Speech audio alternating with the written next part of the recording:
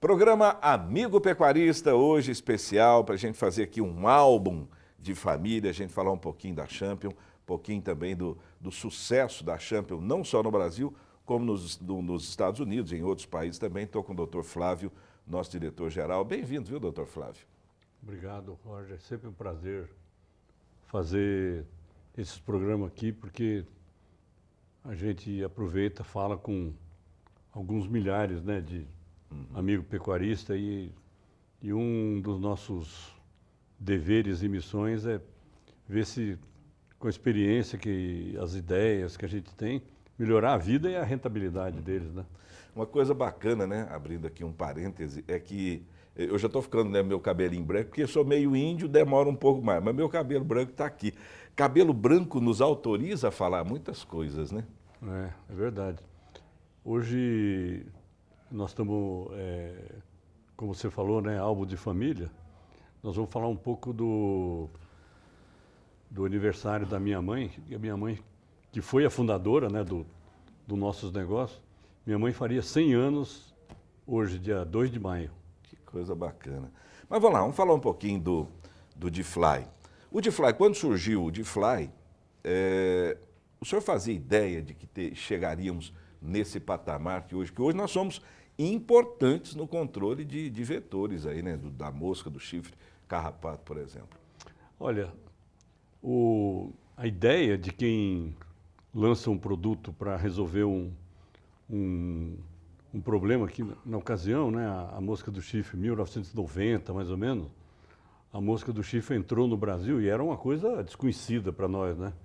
Nós não sabíamos lidar com aquilo, né? Aí foi uma coisa apavorante. Então, quando meu pai foi dos Estados Unidos e trouxe a ideia do D-Fly, a gente imaginou que podia ser muito importante, mas aí depois nós ficamos com um sentimento, assim, tipo, meio depressivo, porque o amigo pecuarista, de forma geral, é muito imediatista, né? E o D-Fly, ele tem esse defeito, entre aspas, né? Na verdade, é uma senhora qualidade, porque ele demora, o defeito é que ele demora para agir, não é igual um spray do tipo do Ectobat, que você pulveriza em cima da vaca, né? E 2 minutos depois, a mosca que está lá morreu, né? O D-Fly exige um processo, né? Tem que ser misturado no sal, o gado tem que lamber o sal. Mas aí o tempo passou e as armas que o veterinário e os fazendeiros tinham para combater a mosca do chifre foram ficando cansadas, né? E com a demora proverbial, né, do Ministério da Agricultura para fazer algum tipo de registro, um produto que meu pai identificou nos Estados Unidos em 1992, nós conseguimos lançar em 2002. Aí primeiro lançamos o WP, né, que é o D-Fly de pulverização, e logo em seguida saiu o D-Fly de misturar no sal. E aí, interessante, né, esse veículo que a gente usa aqui, canal do boi, canal rural e tal coisa, acabou sendo a união que a gente precisava, né, de uma solução que chegasse no amigo pecuarista de um jeito eficiente, porque na loja veterinária, até hoje, o conceito é um conceito que encontra obstáculos, né? Ainda. Porque o pessoal da loja ainda fica muito aflito com não ter um produto que funciona na hora, né? Mas aí foi com a ajuda da televisão, né, do amigo pecuarista, nós chegamos onde nós chegamos e agora nós vamos pegar um novo ritmo, porque nós temos algumas soluções que estão aí em gestação, esperando o registro. Variar, né? No famoso moedor lá do Ministério da Agricultura, né? Que é uma coisa absolutamente impossível de entender o critério, né? Quer dizer, por que tanta dificuldade? Mas, enfim, temos novidades para daqui a pouco falar com um amigo pecuarista e melhorar muito a vida, né? Eu me lembro uma conversa que eu tive com o presidente da CNA, eu esqueci, eu era um mineiro lá, que foi anos. Ele Eu falava tive a oportunidade de entrevistá-lo, eu não vou lembrar também o nome dele, mas tive com ele. enfim, o presidente da CNA fala assim, a missão de todos os dias da CNA, do líder rural, é aumentar a renda do agricultor e pecuarista. Aliás, vender pela televisão foi uma outra evolução da Champion, né? Até o advento do DeFly, até a Champion vir para a televisão, nenhuma outra empresa no mundo vendia produto veterinário pela televisão. Então, foi mais uma lição que a Champion, é mais um legado da Champion, né? Claro. E veja, digamos, esse método de fazer a tecnologia chegar no fazendeiro é tão importante que tanto eu como o André, meu filho, nós recebemos o Green Card dos Estados Unidos com, tipo, 15 dias que nós pedimos, porque nós falamos pro Serviço de Imigração americano que a invenção de utilização dessa máquina de fazer extensão rural era nossa. E os caras falaram, não, queremos vocês. E aí, até o Green Card saiu, né? E falar em Estados Unidos, a Champion também vai muito bem, obrigado, nos Estados Unidos, né? O que é um mercado, me parece, tão fechado, a gente conseguir quebrar essas barreiras em tempo muito menor do que no próprio Ministério da Agricultura é outro feito fantástico. Os Estados Unidos são um país, não é à toa que são os líderes mundiais, né? Porque os Estados Unidos têm uma característica absolutamente fundamental, né? Aliás, o meu pai e minha mãe passaram o ano de 1955 inteirinho nos Estados Unidos, meu pai fazendo um pós-doutorado. Então, veja, os Estados Unidos eles fazem questão já, desde praticamente a existência dos Estados Unidos como nação, de atrair talentos. Uhum. Então, é um país que dá boas-vindas ao talento, né? Nossa expectativa é que o ano que vem a operação americana seja do tamanho da operação brasileira. Que bacana, rapaz. E porque o mercado ele te puxa. Não é como aqui no Brasil, que nós temos o tal do custo Brasil, na verdade, ele é multifacetado, né? Você tem muitos custos Brasil, né? Você tem problema de tudo quanto é natureza, tributário, dificuldade regulatória, como essas que a gente vive falando do Ministério da Agricultura, um monte de papelzinho que inferniza a vida da gente, né? E tem, inclusive, aquelas coisas que a gente nem vê, né? Tem uns mistérios acontecendo. É uma coisa demais. Os Estados Unidos também não é simples. Tem um monte de bobagem, tem um monte de coisa que você nota que o Estado americano ele joga a favor dos monopólios, né, a favor dos oligopólios. De um jeito, às vezes, por exemplo, nesse nosso caso da indústria farmacêutica, seja humana como veterinária, é muito descarado a dificuldade para você lançar um produto nos Estados Unidos, quando é do FDA, né, não é o caso do DeFly. Lá nós conseguimos lançar o DeFly pelo EPA, que como ele é só ele não vai afetar o animal, ele afeta só o campo.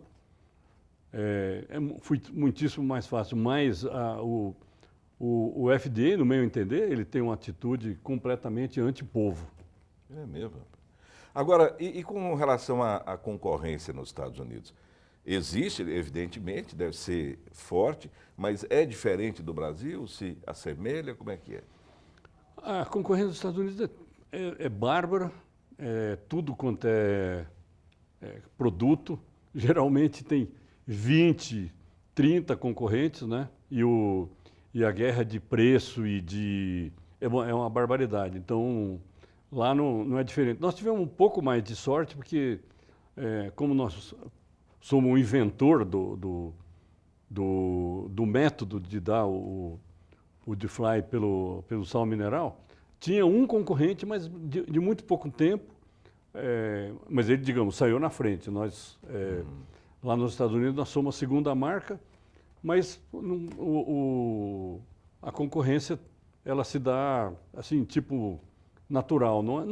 Nesse nosso caso, não foi tão bruta como em outras coisas.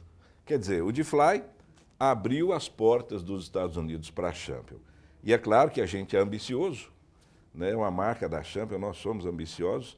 Então, eu acho que a gente não se contenta em vender só D-Fly nos Estados Unidos. Como é que estão os outros produtos? Porque o meu sonho era um vermissal, por exemplo, que é esse estrondoso sucesso, um produto maravilhoso, muito maior do que o amigo pecuarista possa entender.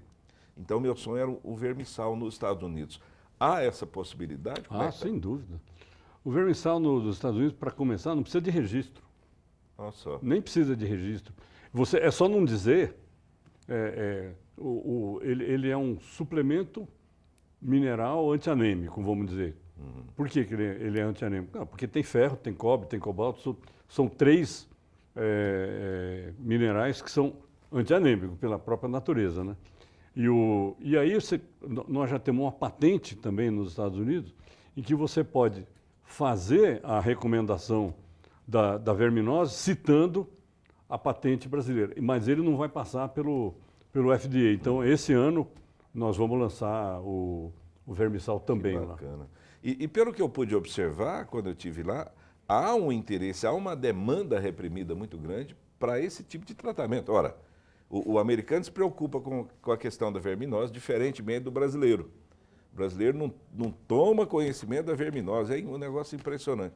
Agora lá não, fazer o tratamento no coxo deve ser o céu para aquele povo lá, né? Imagina um cowboy, que seria o nosso peão, diarista, né, que aqui no Brasil já está caro, mas vamos dizer, seria talvez uns R$100, né, um diarista aqui. Nos Estados Unidos é $250. Imagina. Né? Então você imagina um peão para te ajudar a fazer uma coisa que, tanto no caso de mosca do chifre, ou de carrapato, ou de verminose, a gente costuma falar que é enxuga-gelo, né? Então é óbvio que o produto misturado no coxo é muito bem-vindo. É verdade. Então, o vermissal, a gente está falando aqui do vermissal, do D-Fly, tem o D-Fly 3, tem o Select da Champion. Nós temos 40 produtos veterinários à disposição do amigo pecuarista. Mas a Champion começou em determinado momento, né? Como é que foi o início da Champion? A gente falou hoje aqui de fazer um álbum de família. O senhor citou aí os 100 anos da dona Ercília, que eu tive a alegria de conversar com ela, de entrevistá-la.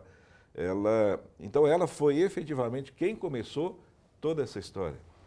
Então, em 59, né, nós estamos concomitantemente com os 100 anos da minha mãe, nós temos também esse ano, nossos 60 anos, né, de quando começou o IVA lá em São Paulo.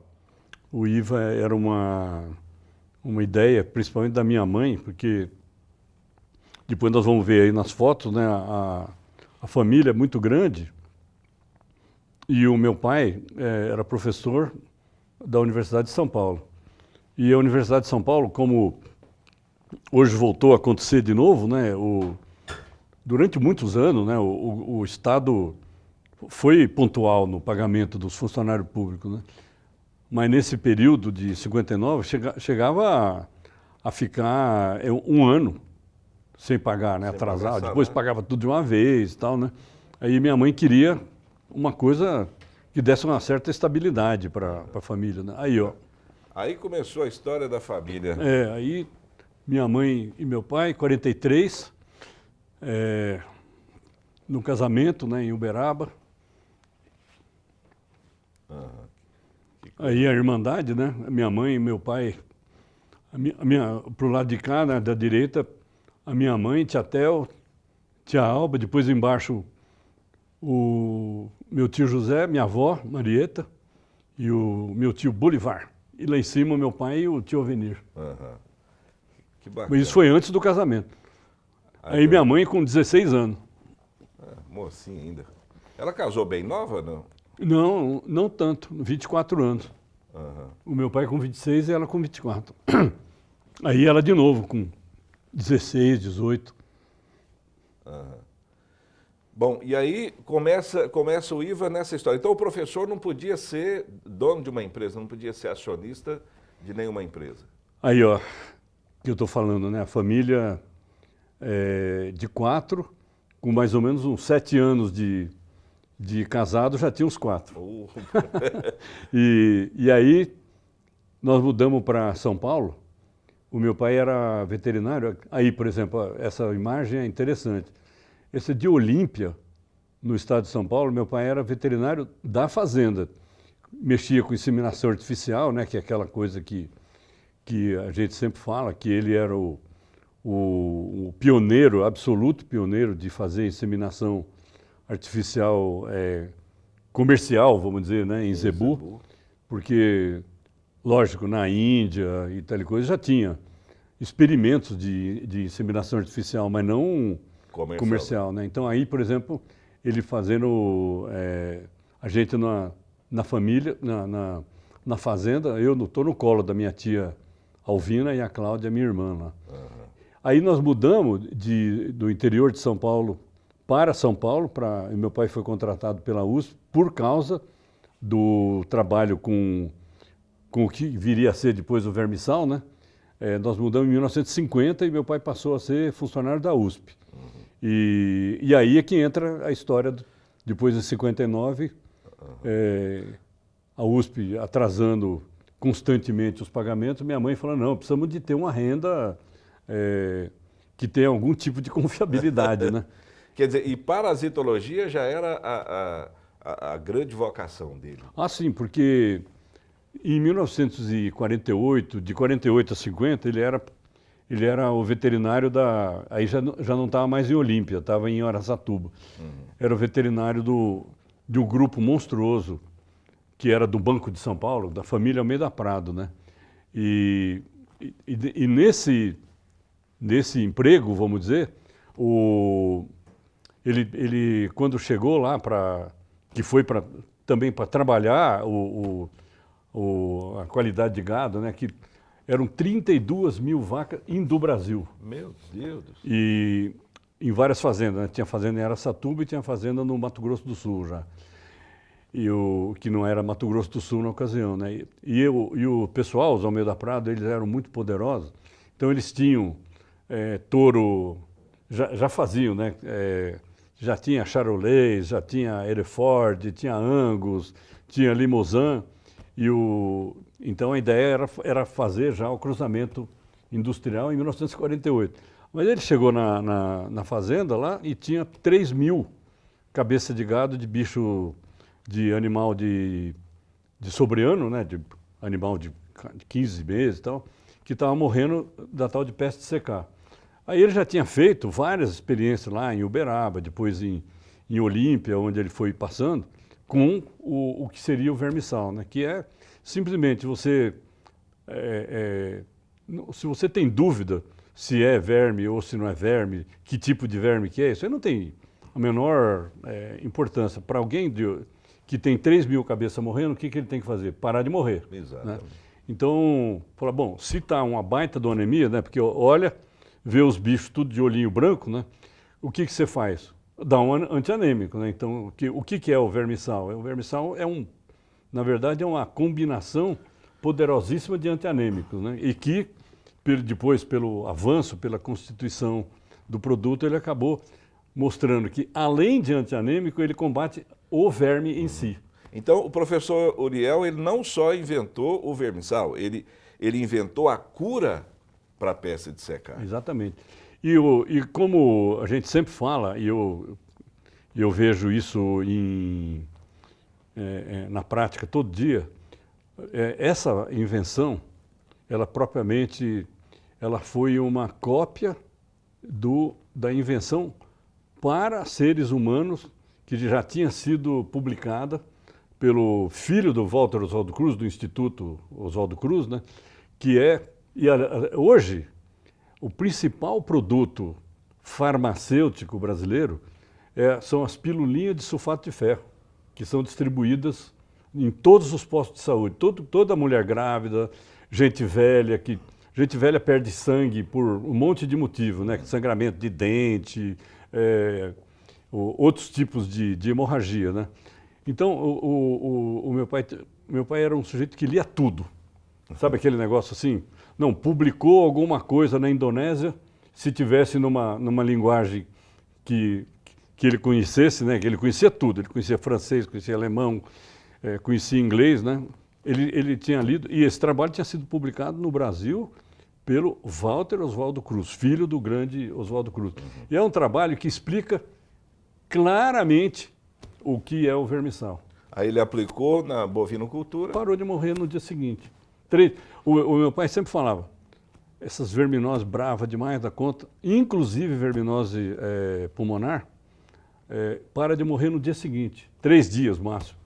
O que não morrer nesses dias, a velocidade com que o organismo refaz o controle da anemia é enorme. Então, para de morrer. Que bacana.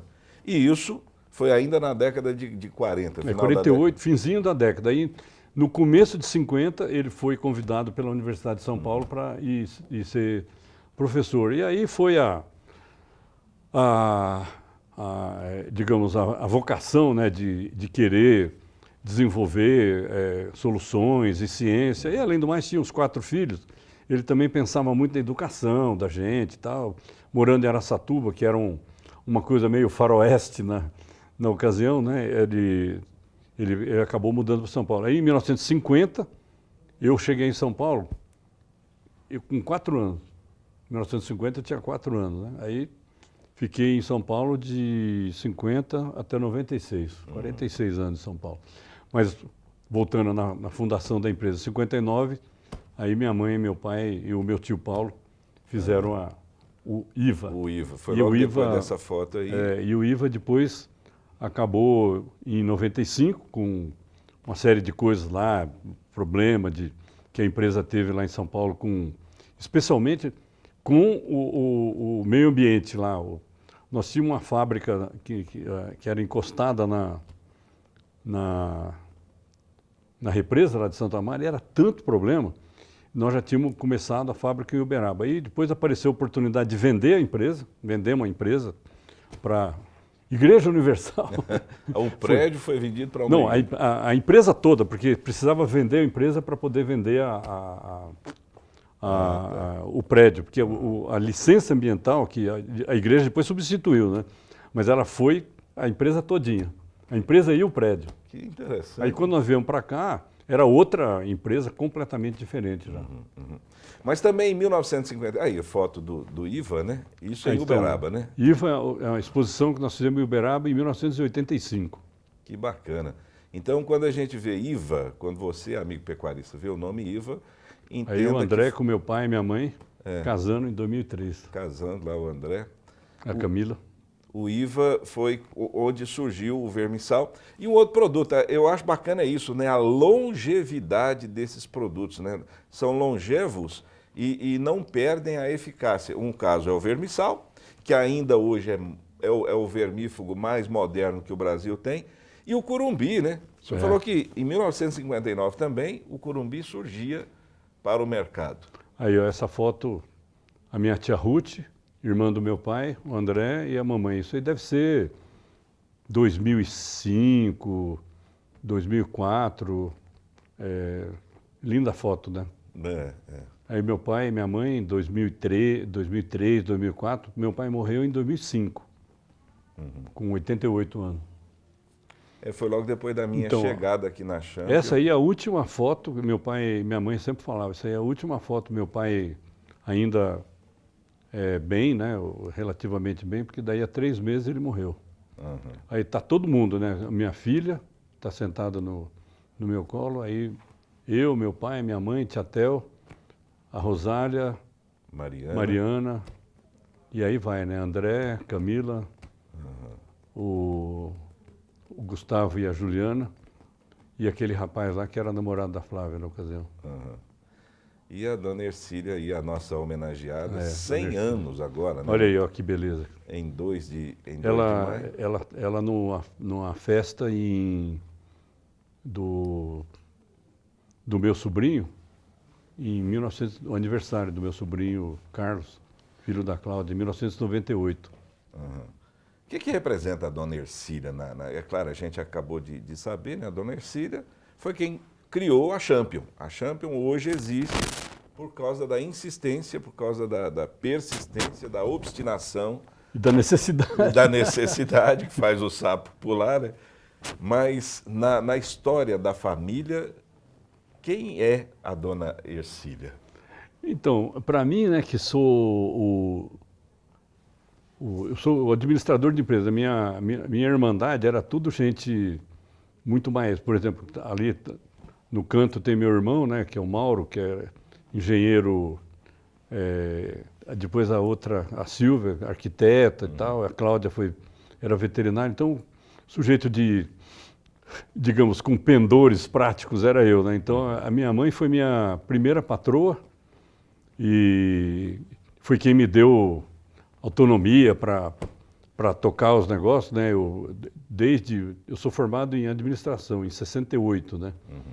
Então logo que eu me formei eu comecei a tocar a empresa, mas sempre com ela controlando na cola e tal, né? Mas com bastante autonomia.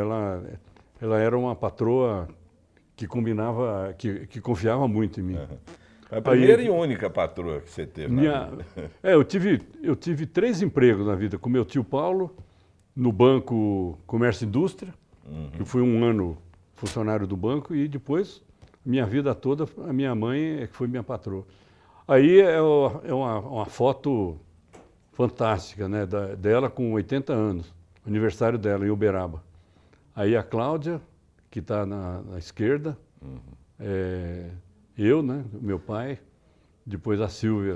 Cláudia, que foi uma grande veterinária também. Uma grande veterinária. Estudiosa. E o Mauro, meu irmão, lá em Uberaba, e o meu pai no meio. 80 aninhos. E a influência dela foi quem nos trouxe aqui até o sem dúvida, porque o meu pai era uma figura super interessante, porque você vê essa característica, né, dele ter trocado um emprego na iniciativa privada, que ele era um veterinário, ele costumava falar, ele era o veterinário mais bem pago do Brasil, quando ele foi trabalhar no condomínio Almeida Prado, né? Ele troca o emprego mais bem pago do Brasil para ser um funcionário bem raso da Universidade de São Paulo. Aí tudo bem, são várias explicações. E tem a vocação de pesquisador, tem aquela característica que ele também valorizava muito, de falar oportunidade de estudo dos filhos lá em São Paulo. Mas eu acho que tem um lado também muito interessante das pessoas, que é a segurança. Falar, vou arranjar um emprego público e tal. Estabilidade. Estabilidade. Enganoso, né? Totalmente. Ficava 1 ano sem receber salário. Então você vê que... Aliás, isso aproveita, né, que como a gente sempre fala aqui, a gente não sabe se é milhares ou centenas de milhares, ou dezenas de milhares, ou só milhares de pessoas, para gente jovem não acreditar nessa conversa de estabilidade. Você não precisa de estabilidade, né? A vida está acontecendo exatamente agora, né? Daqui a 15 minutos, quem sabe se nós vamos estar vivos? Isso é uma bobagem, eu acho. Tanto que o meu pai, quando eu me formei em 68, ele fez muita força. Minha mãe não. Minha mãe, nesse ponto, ela era muito mais digamos, meu apoio do que o meu pai. Ele porque queria que eu ficasse como professor na USP. E grande parte, a minha turma fez 50 anos de formado, né, o ano passado. E grande parte dos meus colegas, nós éramos só 22 formandos em administração de empresa, né? Teve uns 6 que ficaram na USP, né? Inclusive uma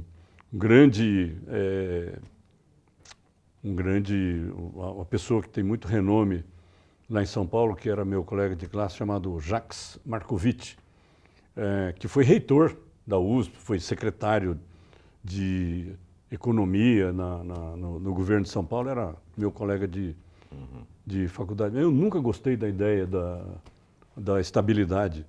E eu acho que... É bom ter a instabilidade, que é bom. Né? Não, a instabilidade, uma vez que você tem a instabilidade como o seu modelo, ela é estável, não é? Não, a instabilidade não é estável? É instável. Exatamente. Você não Portanto, sabe o que ela é instável, né? Se ela é instável e você aguenta a instabilidade, ela é estável. Por exemplo, vamos falar sobre instabilidade para quem trabalha com uma coisa que é quase lotérica, né? Que é agricultor, né? Agricultor precisa de mais, de sorte, né? De tudo. Agricultura e pecuária tem uma coisa lotérica, tem... Vai chover? Por exemplo, esse mês de abril aqui em Goiás, né? Foi completamente lotérico, né? Esse ano, né? Choveu até outro dia. Vamos pensar nessa safra agora, que nós temos uma perda enorme nessa safra atual, que está terminando a colheita agora de soja, principalmente. Todo mundo esperava que a safra 18, 19 seria maior que aquela 16, 17, foi um recorde nacional. E aí o que aconteceu? Um veranico em dezembro e janeiro que derrubou tudo quanto era previsão. E o pior, possivelmente, eu não sei, uma coisa que eu sempre falo, repetindo o meu pai, que por sua vez parece que ele tinha pego essa coisa enfim, aquele químico famoso suíço, não é Nostradamus, não, enfim, esqueci o nome do químico, que ele falava que a diferença entre veneno e remédio é a dose, né? Eu sou um cara que acabei de fazer a apologia da instabilidade, né? Mas tem dose, né? Não, agricultura não, né? Que daí a minha vocação de instabilidade não é tão grande para ser tipo de agricultor de agricultura anual, né? Aí não, aí emoção demais. Aí entra o papel da Champion, né?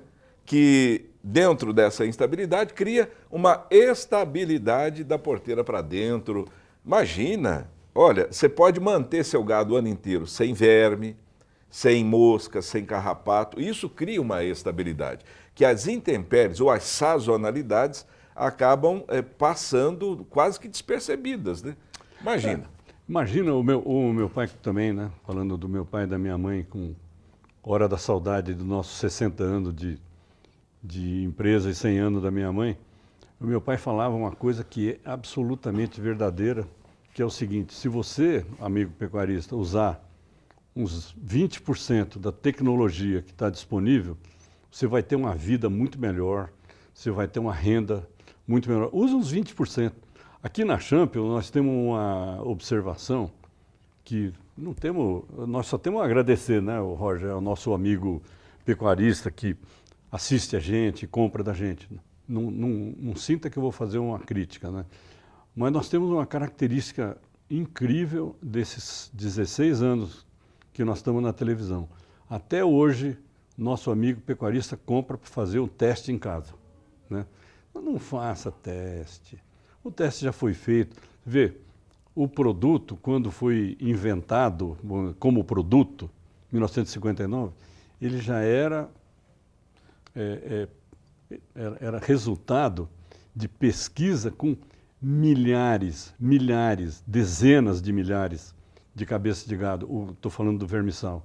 O D-Fly é um produto que foi inventado por nós aqui, porque o produto americano ele era um bolos, uma pilulona de 80 gramas que você dava pela boca do boi e ele era que se chama de slow release, né, que é liberação lenta.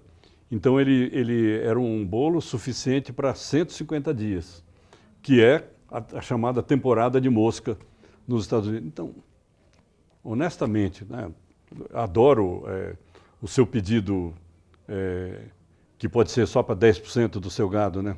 Adoro.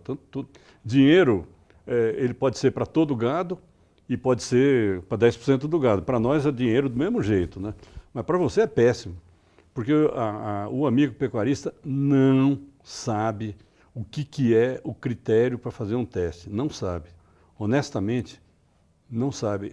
Você está atirando no seu próprio pé quando você, em vez de fazer uma coisa que você compra para o gado todo. E outra coisa, nós já falamos sobre isso há uns tempos atrás. Você devia comprar D-Fly S3 quando você tiver carrapato, devia comprar Ectobat, devia comprar brinco, devia comprar o que tiver de bom no mercado. Porque caro é o dano que os parasitas fazem. Nossos produtinhos, você comprou de nós, beleza, comprou do nosso concorrente, do nosso amigo, do nosso colega laboratório, beleza. O ruim para você é ficar fazendo experiência. Não faça experiência. Experiência, nesse ponto, até que o Ministério da Agricultura devia até nos ajudar nesse ponto. Né? Não faça experiência. O produto foi registrado, né? Depois de 6 anos de tormento e papelzinho. Beleza, o Ministério da Agricultura faz os registros, né, baseado em critérios que efetivamente são muito críticos, muito rigorosos, etc. E tal, né? Então, não faça experiência. Usa a tecnologia que nós temos aqui, né? Vermissal, D-Fly S3, Rumivac, Ectobat, usa a seu favor. Não fica fazendo experiência, não, já foi feito, você paga, né? O amigo pecuarista brasileiro, ele paga, todas as instituições, paga a universidade, paga o Emater, paga o Agrodefesa, paga o CAT em São Paulo, paga as Embrapas, que são instituições caríssimas, né? Então, honestamente, não é o seu papel. O seu papel é apropriar-se da tecnologia e ganhar dinheiro com ela. É isso mesmo. Se você for fazer uma conta simples, né? Um animal perde um arroba de carne, pelo menos, por causa de mosca. Um arroba de carne por causa de verme. Né? Um arroba por causa de carrapato. Então, você começa a somar tudo isso, né? Com os experimentos que você está fazendo, a perda é muito grande. Então, eu tenho certeza que se eu usar D-Fly e vermissal, ou D-Fly S3 e vermissal, e usar um bom brinco, usar um bom puron, eu vou melhorar o puron, por exemplo, sabe? E agregar pelo menos 3 arrobas por ano, aí, que é o que eu tenho garantia de que eu tenho de perda por causa de parasitoses, né, dos animais. Isso é um negócio que a gente tem que pensar. E sem falar, quando você fica com dúvida sobre o sistema de D-Fly vermissal e Rumivac, você está aumentando o seu manejo em, no mínimo, 10 manejos por ano, né?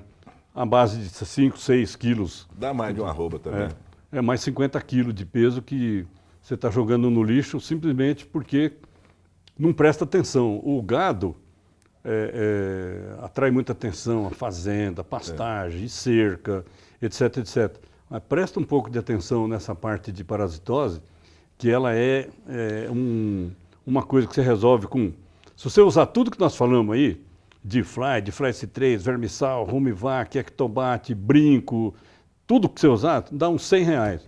Nós estamos falando em 450, R$500 de preju, se você ficar menosprezando os parasitas, né? O conjunto dos parasitas é uma coisa terrível em termos de resultado econômico. E É principalmente o parasita em pequena quantidade. o chamado subclínico. E a gente fica aqui, amigo, sempre quando a gente se reúne, tentando entender a cabeça do amigo pecuarista, né? Constantemente, mas rapaz, mas por que fazer experiência, sabe? Por quê? Aí a gente fica elucubrando aqui. Não, mas certamente ele fala assim, mas o gado não está morrendo, meus animais não morrem com verminose, meu gado está bonito, está ganhando peso, eu estou abatendo meus animais habitualmente, né? Espero um preço melhor e tal, e vendo. Aí a gente, puxa vida, mas está aí o segredo. É o chamado subclínico, não morre mesmo. Não, morrer não morre. Né? Gado morre, boi morre de manqueira. A única doença que mata boi é a manqueira. A fitosa, por exemplo, né, que tem um cartaz danado, né, não mata boi nenhum. A quantidade de animais num surto de aftosa que morre acaba tendo aborto e acaba tendo morte de bezerro, né? Mas a quantidade é muito menor. Agora, não brinca com manqueira. Manqueira é o principal fator e é baratinho, né? Você pode fazer a vacinação, mas não brinca. Agora, muito pior do que morte como resultado econômico é o que é invisível, subclínico. Leite, carne, infertilidade dos animais, né? O subclínico é muito mais importante do que o clínico. Porque o clínico é dramático, você acaba consertando, né? Agora, o subclínico não, você não está vendo e não está preocupado, mas o prejuízo é muito maior. Porque o clínico, quando tem uma verminose clínica, não é no rebanho todo. É um animal ou outro que tem os sintomas clínicos de verme, por exemplo, você corre lá e acode aquele lá, resolveu o problema. Mas e os outros? Os que estão perdendo e você não está nem percebendo que está perdendo. Isso é que é interessante, né? Falando um pouquinho de instabilidade aqui, né? Estou lembrando de um caso, doutor Flávio, que está acontecendo agora, é bem atual, que é a morte dos suínos na China, né? O povo está matando suíno lá, que é uma coisa de louco. Isso tudo tem a ver também com essa instabilidade, né? Quem poderia imaginar que agora a China estaria batendo? Como é que o senhor viu essa história dessa peste suína africana? Então, esse tema é um tema dramático, né? Porque a peste suína africana, por exemplo, teve um surto aqui no Brasil que foi um milagre de eficiência do Ministério da Agricultura. Quem estava na frente do programa de controle e de erradicação foi o Dr. Josélio Andrade Moura, né, que frequentemente vem aqui, que na ocasião era secretário da Defesa Agropecuária. Ele foi responsável e é um dos grandes palestrantes e um dos grandes especialistas do mundo. O ano passado ele teve na Rússia, porque esse surto que está acontecendo na China começou na Geórgia, que é uma daquelas repúblicas soviéticas que estão na Ásia, né, próximo da China. E aí começou, e o José tem me mantido a par desse assunto, e agora esses 130 milhões de suínos que já foram abatidos na Rússia, na China. Esse é uma coisa que vai ter um abalo, porque são 30% mais ou menos, a China tem 450 milhões de suínos, mais ou menos metade da produção mundial de proteína é da China, por causa do suíno, né? E isso aí, 30%, é uma coisa que vai desequilibrar, né, todo o quadro de abastecimento de carne no mundo. Obviamente, com todo respeito pela tragédia que é para a China, né? A China tem 1 bilhão e 400 milhões de pessoas, é uma grande oportunidade a mais para o Brasil de produzir mais, de produzir com eficiência, com a qualidade, ficar de olho constantemente em tudo quanto é coisa referente a parasita. Essa coisa da fitosa, por exemplo, também está no fim do programa de erradicação. O governo está prometendo que 21 termina a erradicação, mas essa tragédia da China mostra o que é uma coisa que em algum momento foi ou descuido ou efetivamente foi uma fatalidade, e a consequência para a China e para o mundo, né? A consequência econômica foi uma barbaridade. Isso certamente, eu não sei, né? Não vamos aqui ficar imaginando coisas, né? Mas de onde surge, né, um negócio desses? A despreocupação, né? Isso, aliás, a gente tem que aprender com isso, né? Com esse caso dramático demais, mas isso tem que servir de lição para a gente, né? Com certeza. Cuidado básico, às vezes, é permanente, né? É. Os Estados Unidos, por exemplo, que eu tenho, nós temos um negócio lá, eu vivo metade do ano, mais ou menos, nos Estados Unidos. Em todos os aeroportos americanos, principalmente os que têm saída para fora dos Estados Unidos, em todos tem aviso sobre mantenha os Estados Unidos livres de aftosa. Quer dizer, eles erradicaram a aftosa há mais de 100 anos e a vigilância continua igual. Que beleza. E em cima, mesma coisa com a erradicação do carrapato, né? Mantenha os Estados Unidos livres de carrapato. Quer dizer, a vigilância ela tem que ser permanente. Então, quer dizer, o fato do Brasil, a partir de 2021, não precisar mais de vacinar, isso não quer dizer que o descuido ou que a gente não tenha mais que cuidar, né?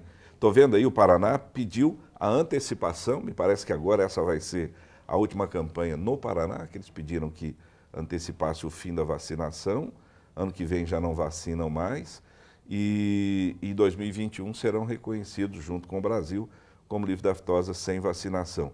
Mas eu acho que agora que tinha que acender a luz mesmo. Não, agora acendeu, né? Porque Santa Catarina já é livre de aftosa sem vacinação há uns 15 anos, né? Ou algo parecido com isso. Por quê? Porque não tem nenhum tipo de problema. Quem sabe, eu acho que vou me retratar. Tem um tipo de problema igual à aftosa, que é a peste suína africana. Mas em suíno, eu, por exemplo, em 1978, 79, o Brasil teve um mega, monstro surto de aftosa. E eu vi aftosa em suíno, é uma coisa parecida com um massacre, né? O suíno morre, tipo, 45%, 50% do suíno morre na hora praticamente, porque o suíno ele é muito sujeito, e o casco do suíno, né, você vê ele facilmente, né, que ele tem uma patinha muito pequena para suportar o peso dele, né? E a aftosa, ela dá entre o casco, né? O que acontece com o suíno? Ele não aguenta a dor e se apoia no cotovelo. Aí o cotovelo arranca a pele, aí é uma gritaria. Nossa! Olha, quem já viu uma cena real de aftosa em suinocultura, vê que Santa Catarina e o Paraná, né, que tem grandes rebanhos de suíno, não pode bobear nada. Tem que ter uma vigilância muito grande, porque também é um dos grandes itens econômicos, né, de Santa Catarina, do Paraná, é a suinocultura, né? Exatamente, principalmente Santa Catarina, né? Então agora é hora da gente cuidar, e é um bom momento, um excelente momento para os produtos da Champion também, né? A gente sempre vê a oportunidade, né? É claro, fica a lição, o cuidado tem que se redobrar, porque se nesse meio tempo aí, se surge um caso de mesmo que isolado, na fronteira com Bolívia, Paraguai, como nós tivemos aí no início da década de 2000, né, 2005, me parece, tivemos um caso isoladíssimo lá, problema, o mundo inteiro voltou os olhos, né, então a gente vai ter que tomar muito cuidado. Bacana, vamos erradicar a aftosa, mas vamos cuidar da outra parte, vai economizar agora, né? E voltando naquilo que a gente estava falando, saúde, a saúde, inclusive hoje em dia tem um negócio que fala assim, né, de One Health, né? É uma saúde no mundo, porque a saúde do porco, a saúde do boi, a saúde do cavalo, a saúde do cachorro e a nossa saúde das pessoas é completamente interligada agora. Dentro da fazenda, um boi que esteja desverminado, que esteja sem carrapato, que esteja com um nível de verminose próximo de zero, é óbvio que esse animal é muito menos sujeito de ter qualquer tipo de problema como aftosa. Não é o caso, por exemplo, do carbúnculo sintomático, que é a manqueira. Ele é independente de estado de saúde. A manqueira é uma coisa absolutamente eficiente. Então, para a gente encerrar aqui, temos aí essa informação que vem da China. Ruim demais para todo mundo economicamente, mas é uma oportunidade para o Brasil. Isso com certeza. É uma grande oportunidade, mas a gente tem que produzir para atender às exigências internacionais. Para isso é preciso que o animal esteja saudável, pronto na hora certa, né? E aí, como eu disse, a Champion pode ajudar. Ora, controlando no coxo, carrapato, mosca, verme, anemia, melhorando índices, você vai melhorar a produtividade da sua fazenda e vai se adequar às exigências do mercado. Infelizmente, é o mercado. O mercado é meio insano mesmo, né? Tá ruim para um lado, mas para a gente é uma oportunidade excelente. Doutor Flávio, obrigado pela presença do senhor aqui. Eu que agradeço, especialmente ao amigo pecuarista e às pessoas que ouviram essa conversa nossa aí. É isso mesmo. Estamos sempre aqui à sua disposição. Entre em contato, temos sempre um bom negócio para fazer com você, sem dúvida nenhuma. Champion, quem usa, recomenda.